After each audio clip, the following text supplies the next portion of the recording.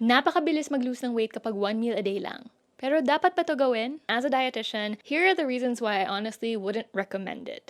Ang dahilan kung bakit tayo naglo-lose ng weight ay dahil gumagawa tayo ng calorie deficit kahit hindi naman tayo nagbibilang ng calories. Pero baka sobrang laki naman ng calorie deficit na to na hindi na talaga maganda sa katawan natin. Most cases, you'll probably be able to eat 700 to 800 calories in one meal, which is a lot less than our body needs in a day. And just because you're losing weight doesn't mean it's healthy. It's also the habits that we do that promote our health. It can lead to nutrient deficiencies. Napakahirap na makuha lahat ng sustansya na kailangan mo sa isang araw sa isang kainan lang. Kung wari kailangan mo ng 100 grams ng protein, 1,500 calories, at saka 25 grams ng fiber, ang hirap yun makuha sa isang kainan na hindi ka sobrang busog. It can lead us into a binge and restrict cycle, where you restrict all of your calories and food for the whole day and end up binge eating so much on that one meal. And I just don't think that one meal a day is a habit that promotes our long-term health. Instead, I would recommend that we focus on balanced meals.